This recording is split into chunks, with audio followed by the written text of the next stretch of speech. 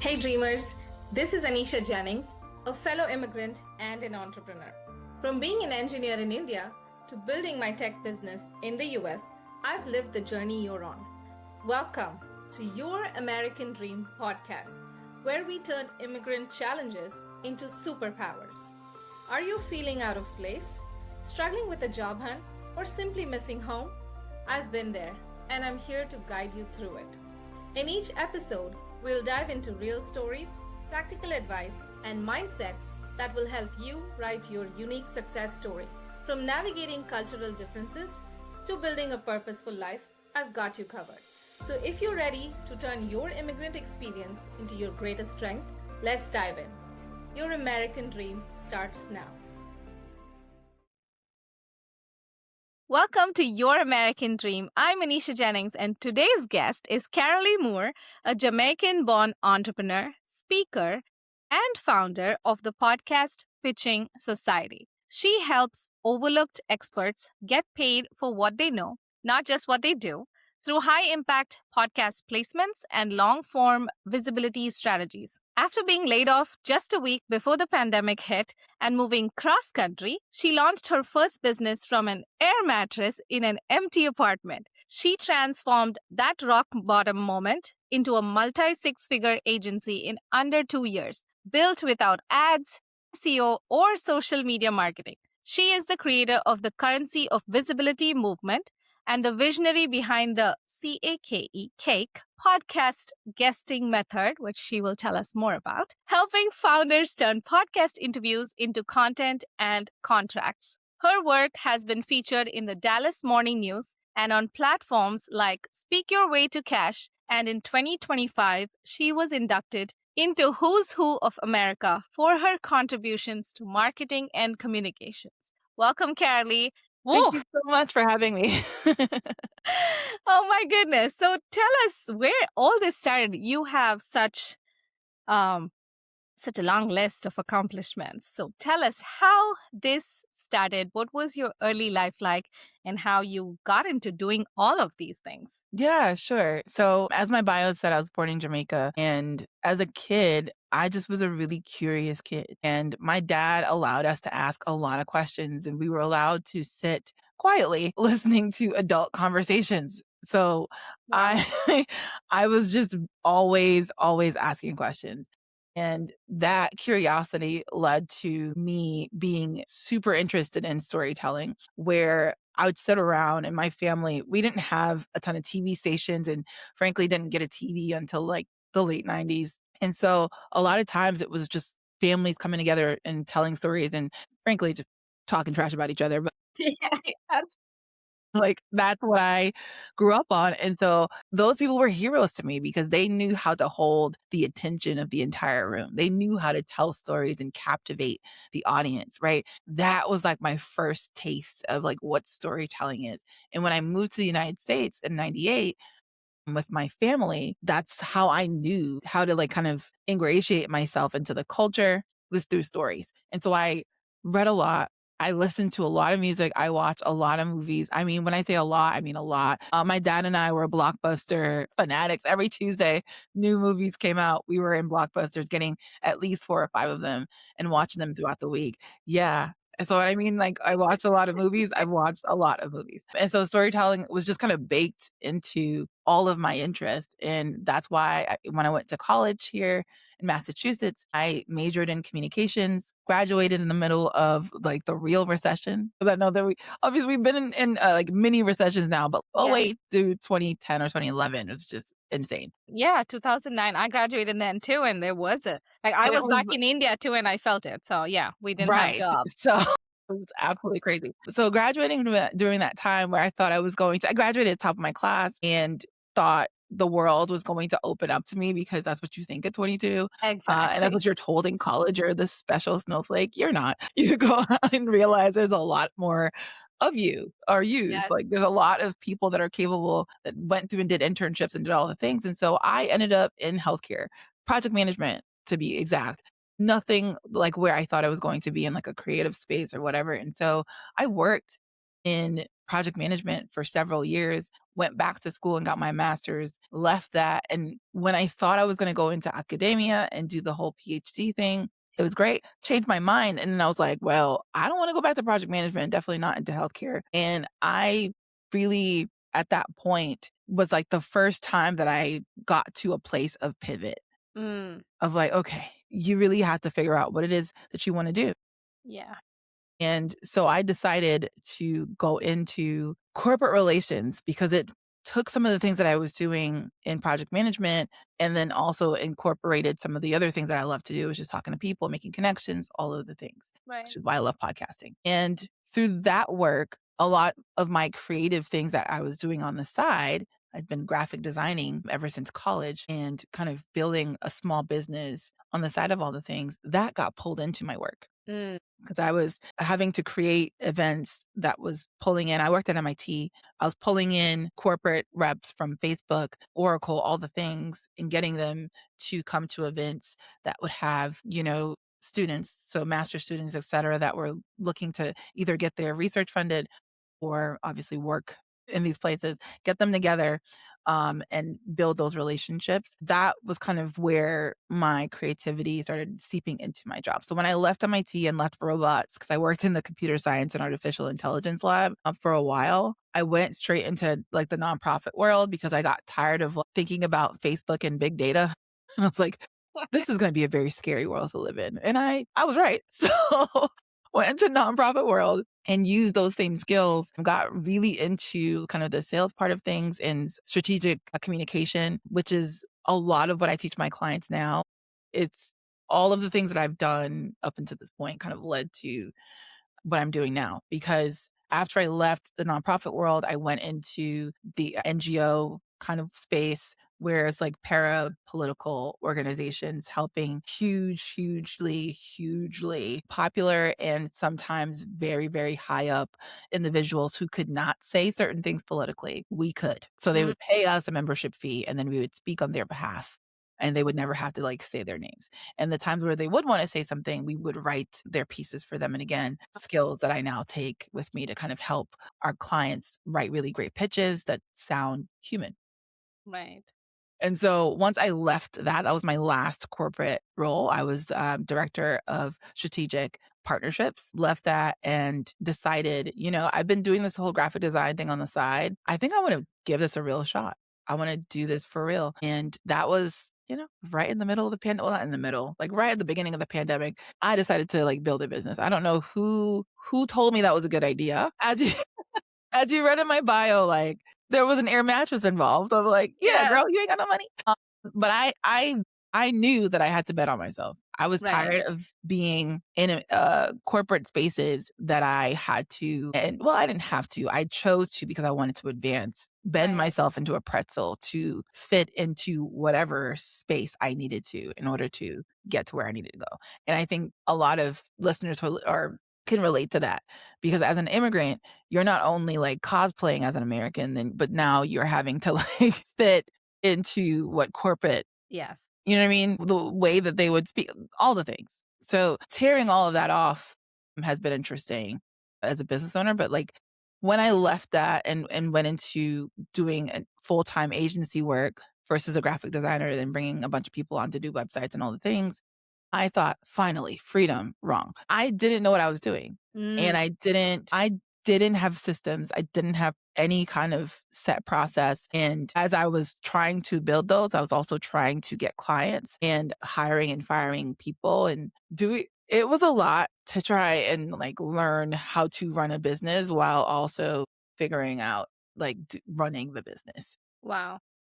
And the weird thing that happened, and I think it's so interesting because I could have left that experience Yeah. and never talked about the reality and just talk about the money that was made.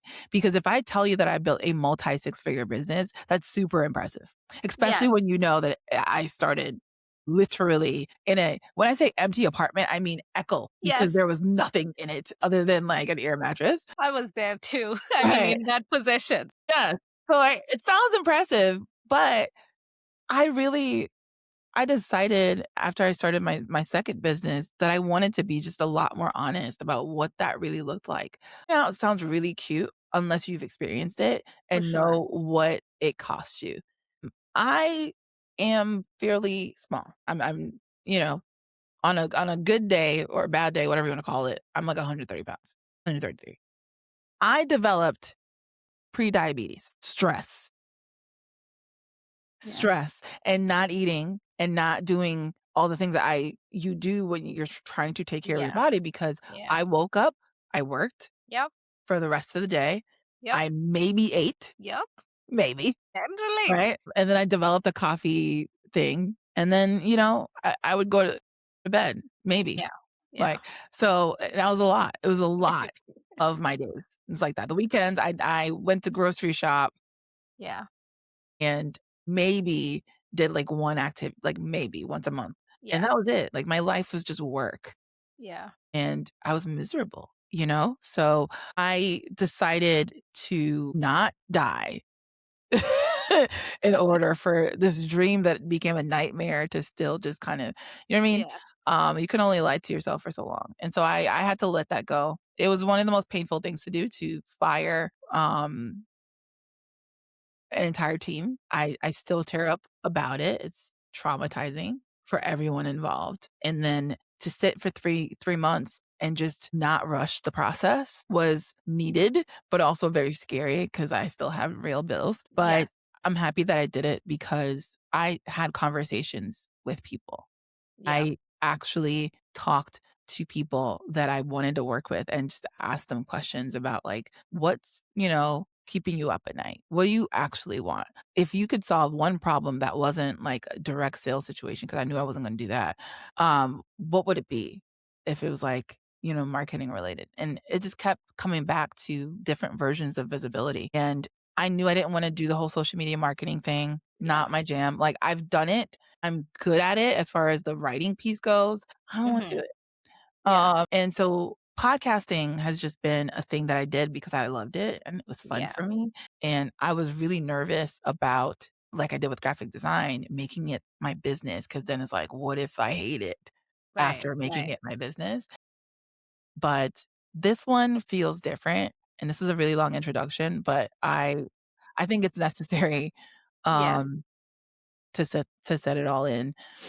To me, this business is not just about money. Yes, you're in business to make money. That's the business part. Like my company is there to make money. I am not in my company solely to make money. And Right. there's Right. there's a separation between business and myself. For me, in this business, unlike the first one where it was just like, we need to make money, I want to be of service. I have met incredible women and men who have been doing the thing behind the scenes for decades Mm. and are now at the place in their career, they're getting in, mid 40s, close to being 50, where they're like, I don't want to die here. Yeah. Yeah. I want to build my own thing. And I'm tired of being told I lack leadership qualities or whatever. Like I'm done. I'm walking away from your thing. I'm building my own table. Right. Right. And now they're realizing just because you physically left a place does not Doesn't. mean that Yeah. you've mentally Oh yeah. left that place. And so there are a lot of what I call gook that's Yeah. still in there. Yeah. The way that you see yourself, the way that you speak, the things that you fear still about being seen, like it's Yes. all still It's real. connected to the experiences that you've had in corporate. And it is the joy of my life to help people unlock their like true, real self and just like go for it fully because it's so beautiful when they're like, you know what, screw it. I'm gonna say whatever I want to say. If Susie from my like my office, you know what I mean, sees Yeah. my stuff. Hi, Susie. What's up? Yeah. Right? Like that's really I really love that. And I love hearing really smart people get their due. Yeah. I love that. Yeah. So Great introduction. yeah. There's so much to uncover and unpack here. With your background, you have this amazing background. You've been in a place where, like, sort of pre AI, and now with, being in the visibility space with AI, what would be your thoughts? I mean, like, what are your thoughts on like the before and after? Because you said, I felt like the world is not going to be safe to live in or whatever. So what are your thoughts like, before, what was your thinking about how this is going to evolve? And now, when you see it, how do you structure your life, your business, your strategies differently, keeping all those things in mind? I'll say this. It's the same thing as the Industrial Revolution, right? Before you had these machines that could do these things much Yeah, faster than human beings, that could produce things that would take months, right? In minutes. You had the same people who were either like, "Oh my god, this is going to be amazing," or the other side is like, "This is going to end humanity as we know it." And like what happened is exactly what is happening now, right? Mediocrity is always going to get replaced. right, right. True. The only way to secure your future as a professional, and this is as someone who is either in a entrepreneurial space or you're still in your corporate 9 to 5. The only way to secure your position is to constantly upskill yourself Yeah, into where you're using the thing that is new as a tool yeah, yeah. and not attempting to compete with it, Right, right. right? I say all that to say with AI, you have to figure out how to use it for you instead of the other way around. What do I mean by that? I think a lot of people are mistakenly ceding their creativity to AI right now. Yes, They're allowing, which it can't think for you, but they're wanting it to. They're ceding the thing that is uniquely human to a bot. yes, And all you're doing is teaching it how to like yeah. become right? We're training And it. then you're losing your ability to Yeah, critically think. We've yes. already seen it in the school system where that's all but like non-existent at this point. Mm, Children are not necessarily taught to critically think because to critically think means that you at some point are going to disagree. yes, And you're yes, taught to kind of, stand in line. This is what it is. Do this thing. And so we got a lot of people who are really great at doing like tests, but they're not great at like, well, this is why I think this way, right? right, right, They're wanting to be told the answer, which is what AI seemingly does. It just gives you the answer, and you're like, okay, I didn't have to think about that. right.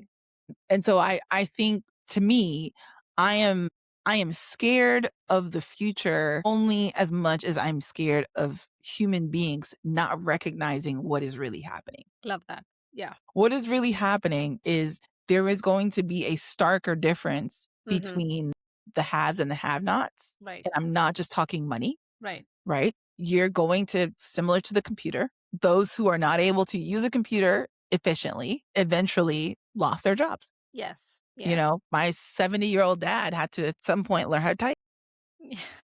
You have to, You have to. right? Yes. And learn how to use a smartphone. You Yes. have to. And so that's my thought.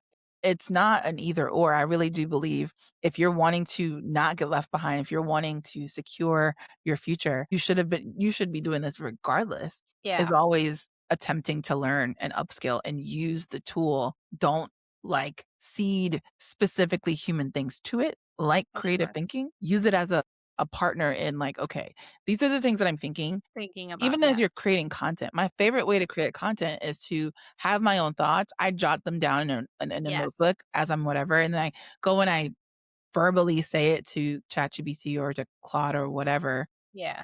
Hey, I want you to write 3 emails. The first email is gonna be about this. And I Right. literally write or I speak what I want the email to be about, what the points I wanna hit, all the things. I've already trained it on my voice, and so what comes out is not some just, like, random Yes. thing that Claude these are my words. It's just Yes. it's a Amazing. quicker way to get to the end point.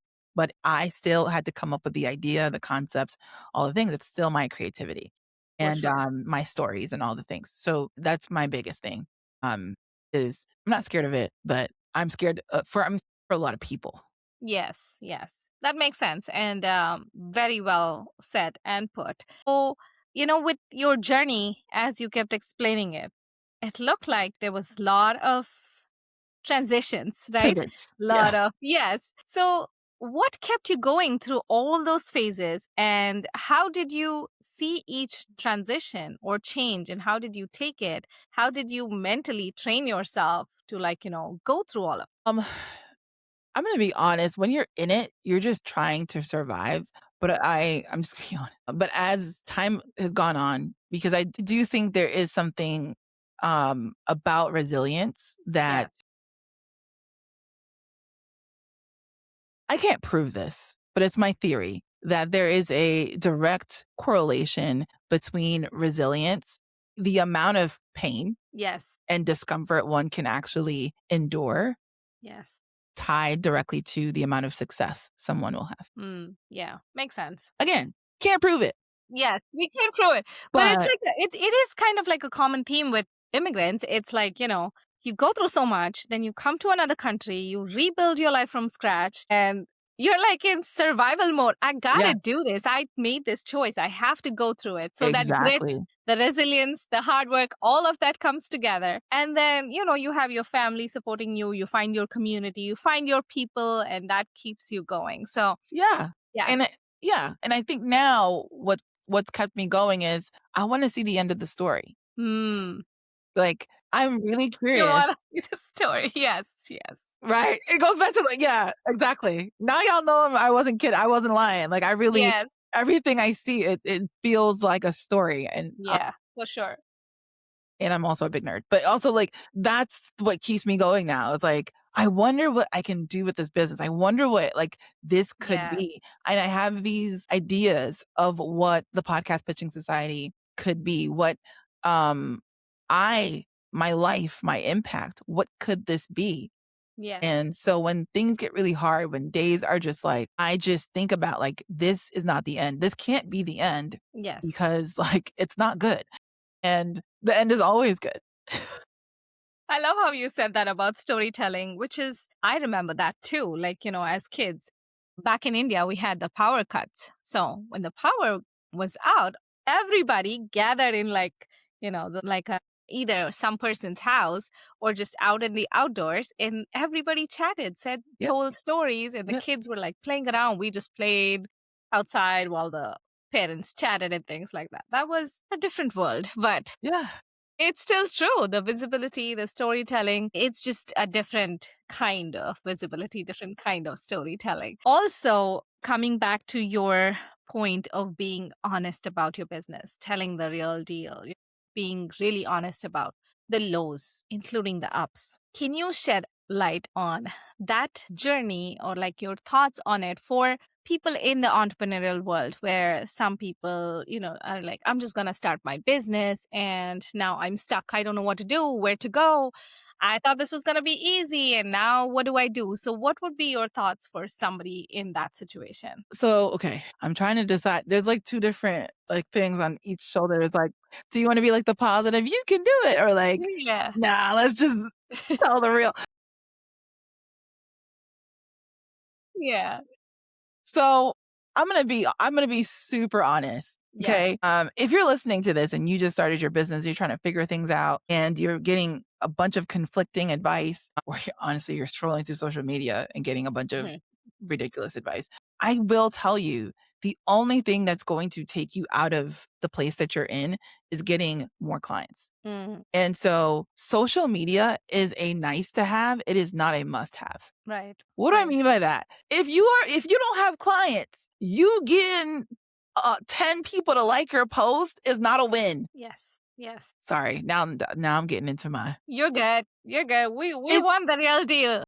it's just I'm so tired of like these are fake phony metrics. When you first start your business, the only thing that should matter is how many leads are you getting into the business? Yes. How many people actually know what you do and are interested and you have them on the hook? You need to get that number up as high as possible every single day. Every single day.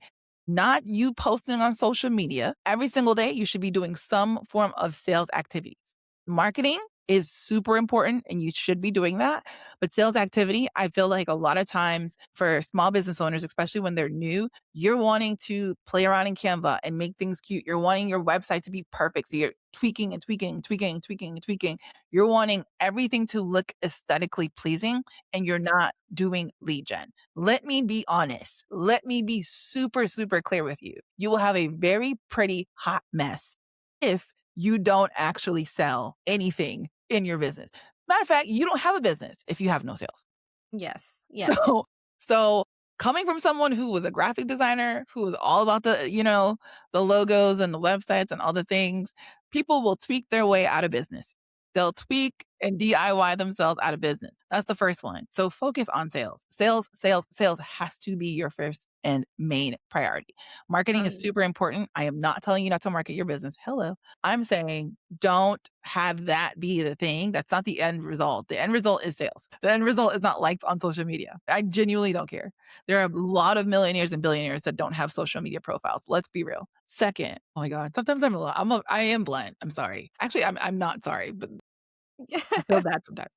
The second one is I feel for me, for the longest, I was trying to be the savior and like, I can do all these things because I came from a corporate setting where I was a Jill of all trades or whatever the case Right. may be. But that wasn't actually good. It wasn't good for that business and it wasn't good for me. I had to come to the realization of, hey, you can't do operations, marketing, sales, delivery, and do it all well, do it all in excellence and have no balls dropped.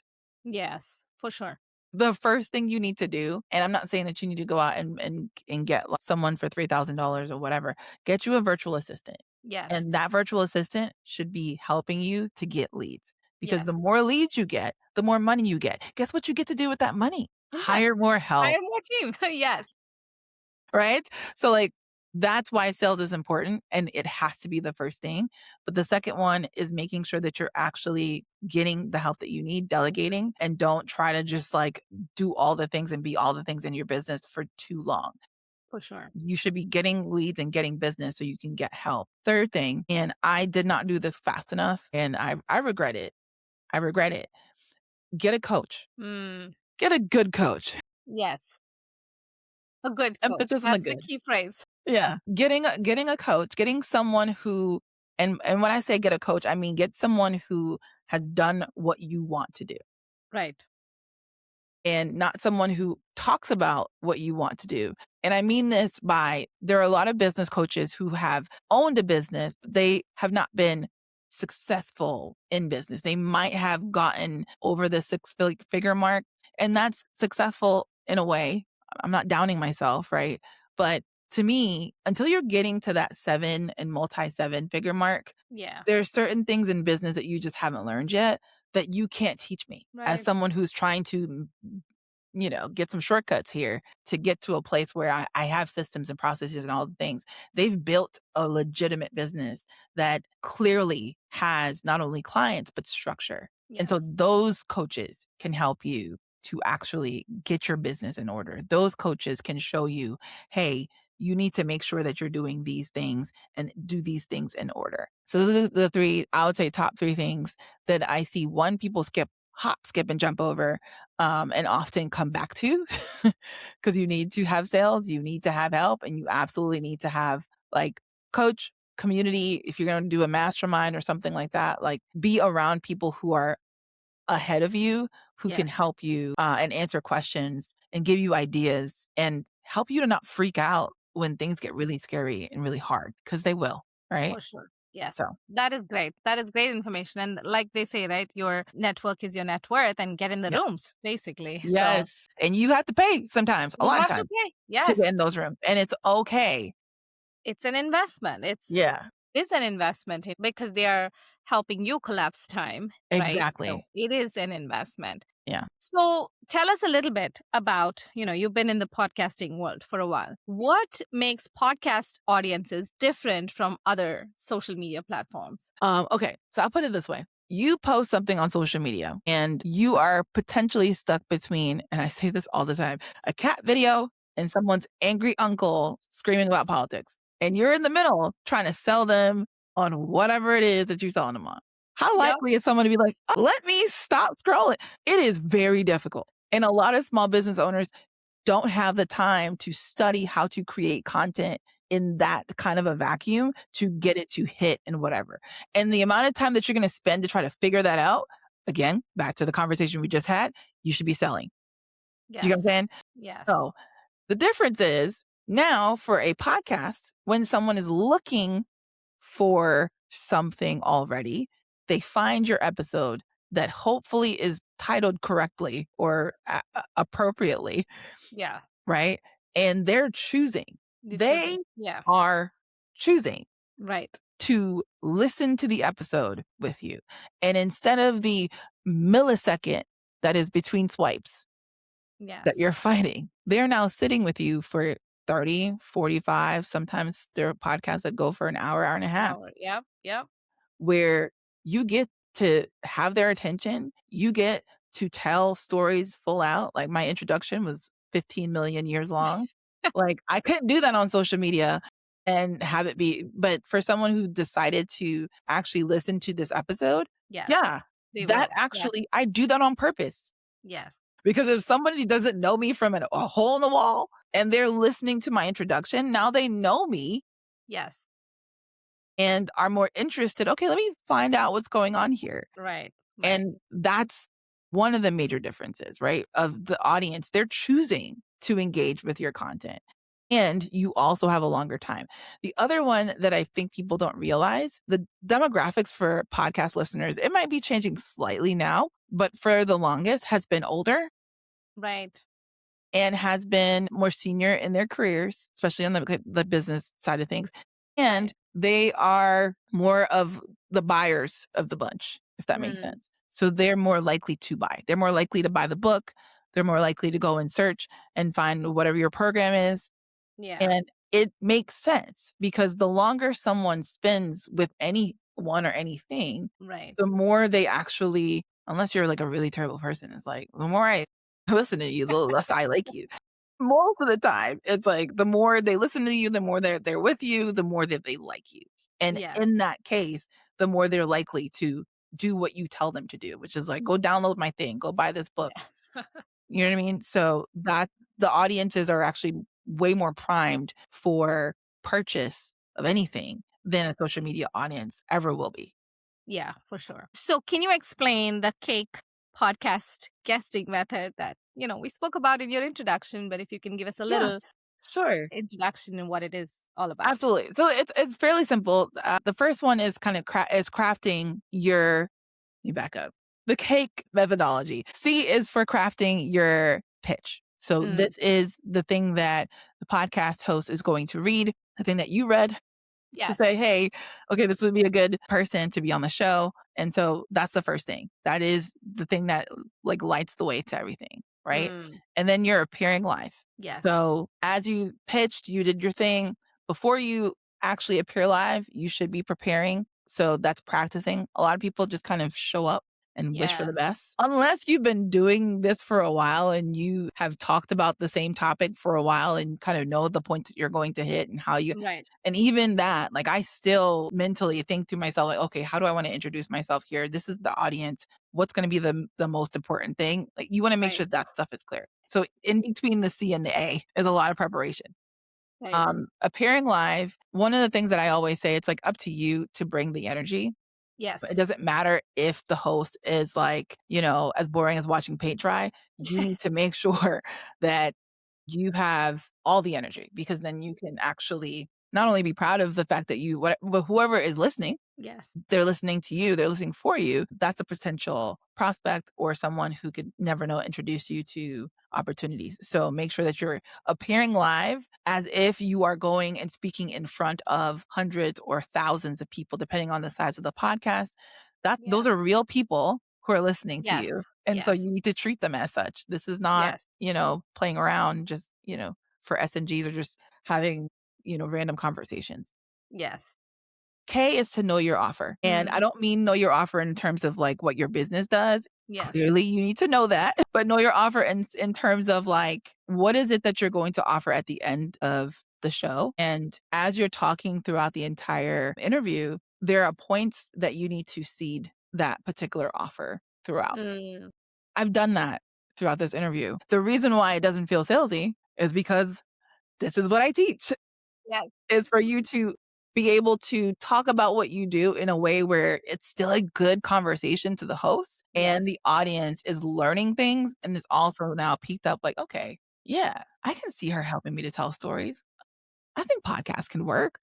Like, and it's seating by the time that we're done and I'm offering you, hey, come and chat with me. that's a more appealing offer than if we talked about God knows what and I Yes. never mentioned anything and I'm not talking about what and then by the end I'm like, "Hey, you wanna come and sit chat with me about this completely different." Make it make sense. Yeah. So know Yeah. your offer because by knowing your offer, you can actually prepare with intention and have a conversation with intention throughout. And then E is to essentially take everything that you have done and create content. And so this is executing your content strategy. That is social media reels, blogs, and all the things that everyone always talks about. Yes.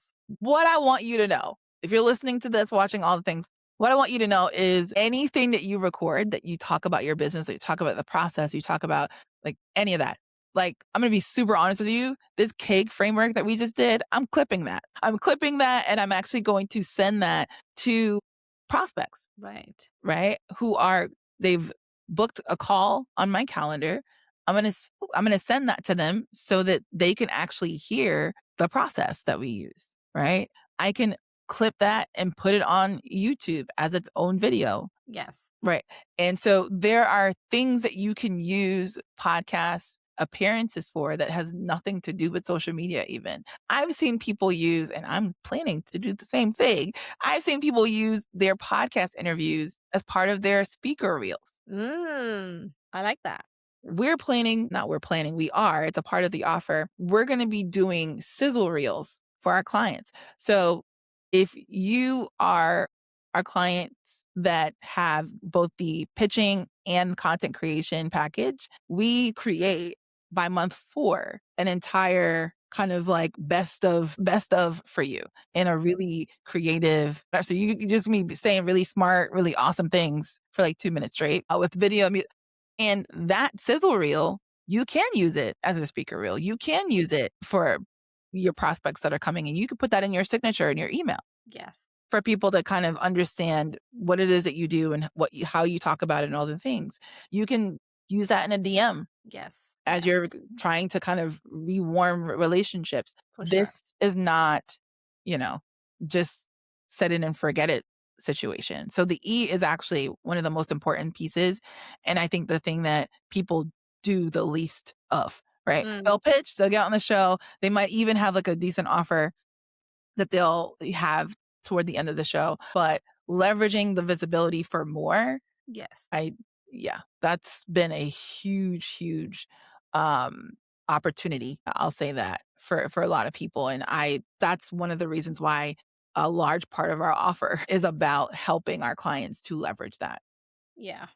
Awesome. Well, I liked how you put it and I saw what you did there. Great job. So tell us a little more about the podcast pitching society and what are the offers and if somebody wants to work with you, what is the best way to reach you? Absolutely. Okay. So the way that we've set up our offer suite is that no matter what your goals are or what your budget is, there's something for you. Right. Mm. So for the folks that are kind of putting your pinky toe in, you're not really sure yet, but you're wanting to start, we have the do it yourself profitable podcast pitch kit. And what that is essentially it's a 6-part, it's a course. As I've created as a kit, but it turned into a course because I can't do anything like halfway. Because there's a video for every section that's kind of helping you, walking you through it. And by the time you're done, you're essentially going to create a highly customized pitch that you can send out that will never look like anyone else's pitch. And that is a guarantee for us because of the way that we set it up. So it's not a template, it's not a plug and play, it's none of that, right? So that one is really awesome. If for the folks that are like, hey, I want a little bit of help, but I can't do the monthly situation, we have it done with you. That's where people can come in and you essentially will have a conversation with me. I will prep you for a conversation, essentially an interview, and give you all the answers to the tests. I'm going to tell you what the questions are. We're going to walk through all of it. We're going to Yeah. practice. We're going to walk through your introduction. You heard my introduction today. That was Um, amazing. it'll be like your version of that where it's not just like, hey, my name is so and so and this is my business. This Yes. is what I do. Like, no, we're going to help you to actually create an introduction that's already seeds your offer, already kind of gets the audience clear as to, oh, this person is this way, this is what they do, and this is why they do it, or whatever the case may be, right? After that, you do the 40 minutes or 45 minutes recording with me. We take that and we turn it into all the pieces of content that you would have gotten done for you. We do all of that for you. And then we also give you 6 podcasts to pitch Wow. that is like highly curated for you. That offer is amazing for someone who is newish to podcasting or you've been doing it, but you're not getting right fit podcasts. Right. This is a great way to really, one, have something to send to these better, like this podcast, have something that you can actually send and say, hey, I've been on a podcast before, even if you haven't, right? And then you have the list of like podcasts that are going to be good fit for you. Our done for you services are, I would argue, the most comprehensive in the industry. There's a lot of people offering podcast booking services. That's great. Mm-hmm. For me, you heard my background, right? I'm a Yeah. salesperson. Right? I've been in marketing for a while. I'm all about the aesthetics because I'm a graphic designer. You're getting all of that and on top of that, strategy with me. So you're getting the research, you're getting the pitching where you don't have to do anything. We're booking it for you, meaning we're actually scheduling it for you. You Yes. literally don't have to lift a finger other than showing up for your prep session with me and then doing your podcast. Beyond that, we do all of the content. We don't schedule the content for you, but you can get a VA to schedule your content. Yes. Like, let's be real. So that part. But now we've added the other piece, which is what I told you. We recognize that people just weren't leveraging their visibility enough. And so now we've added in trainings, monthly trainings from me, where you essentially can come in, learn something new, whether it's like about LinkedIn and how to use what you've done on podcasts to do lead gen on LinkedIn. But you can also ask questions through that. The other piece, Right. and I kind of talked about it, the sizzle reel that's on Yes. there. And we do quarterly strategy sessions. This is literally for the folks that are like, I want to use podcast guesting to become an authority in my space. I don't want to just Right. use it to be like a cute thing to do. Yes. This is not that. And so, yes, there are VAs that can help you just get it on like 500 super, super tiny podcasts that will do nothing for your business. Mm-hmm. Our offer is premium because you're getting a sales engine behind it and Right. help on how to actually execute a strategy that's going to help you. And this is coming from someone who has made multiple 5 figures from podcast guesting myself. Matter of fact, I'm almost over 100,000 on just one show. Wow. Wow. And we've had multiple clients who have not only done multiple 5 figures, but they've sold crazy amounts of books. Their email list is like automated because they're tracking, who's coming from podcasts and stuff like that. And so we have seen it really, really work. I don't make promises. You're going to have to work. I don't do the whole like, well, I'm just here. No, you're a business owner. You have to take ownership Yes. and, power over your business. We're just simply here to make it easier for you to do that. Yes. I talked about earlier, again, another seed, about getting help and making sure that you're not just like trying to do all the things yourself. This is Yes. one of those moments. For sure. For sure. Yeah. Well, as we wrap up, how can somebody get in touch with you? Like, what's the best way? Is it your website, your email? What is the best way? Sure. So you can find me on LinkedIn. That's where I am most times, Carrolee Moore. And if you're wanting to, and it's on my LinkedIn, if you're wanting to connect and like really get feedback and be in community, we do have a school community. It's a free school community for that as well. But I have a gift for your audience if it's Oh, okay. yes, of It's okay. course. Okay, so the gift is at theprofitablepodcastguest.io. Theprofitablepodcastguest.io. Going there, you'll see that you'll get 30 minutes of my time where we essentially sit down and talk about what you've been doing to grow your visibility. Before that, you're going to fill out a form. It's pretty comprehensive. And I'm going to low key stalk you online respectfully and for marketing purposes only, and bring information to that meeting to essentially tell you, hey, you're doing these things really, really great. Keep up with Mm, it. Hey, there's some things that I think you can change, and these are some areas for growth here. And from all the things I talked to you about that we offer, I'd essentially say, I think these will make sense. And if nothing that we offer makes sense for you, I will also let you know that as well and like give you some ideas for other things that you could potentially do. So that is 30 minutes. Everything in it is as proactive and productive as possible.